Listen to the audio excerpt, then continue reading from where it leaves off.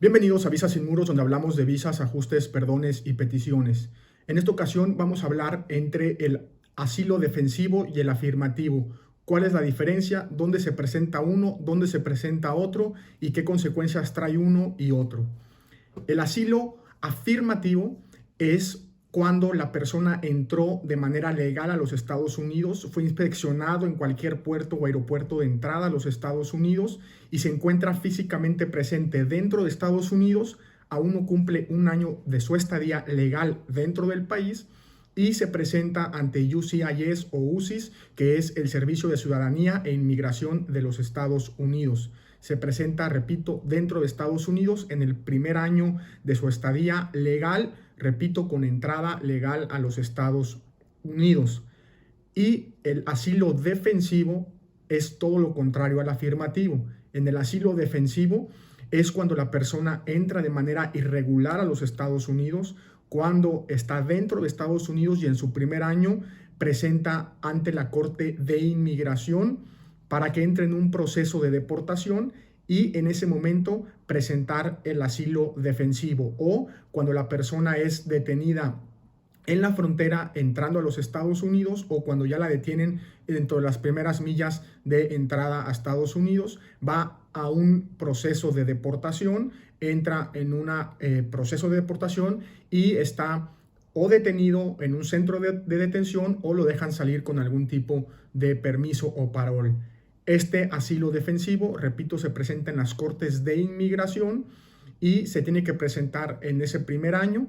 Una vez que el asilo, tanto defensivo como afirmativo, está ya en un proceso, en ese proceso se permite o se tiene que solicitar un permiso de salida del país que se puede hacer para tener una entrada legal. Como punto número 1, como punto número 2, se puede presentar una solicitud de permiso de trabajo para la persona que está solicitando el asilo y sus familiares, asimismo un número de seguro social. Es importante mencionar dos puntos importantes. El primero es que la persona que cuenta con asilo o está en un proceso de asilo, ya sea defensivo o afirmativo, debe o no debe de, al momento de solicitar el permiso de viaje, ir al país donde ya estaba antes. Es decir, si viene de México y está solicitando asilo por alguna persecución en México, por obvias razones no debe de regresar a México, si no el asilo se pierde.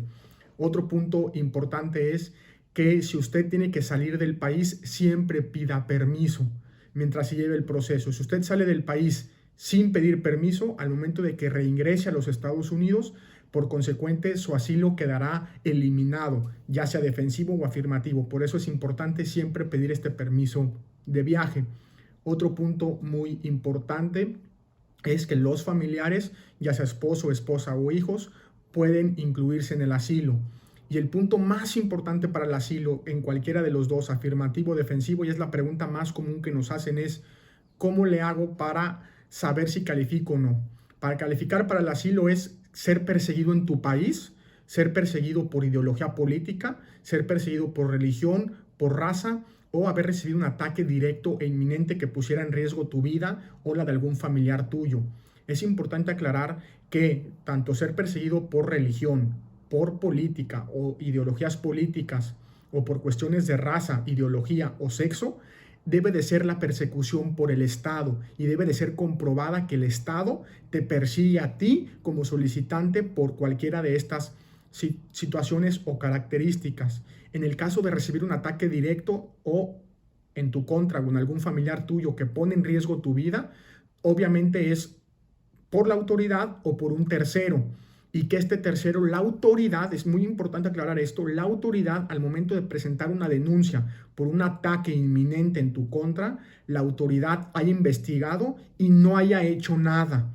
Muchas personas dicen, oh, yo recibí amenazas de muerte, me mandaron amenazas de muerte a mi teléfono. Eso no va a pasar. Usted llega y el asilo no va a ser aprobado.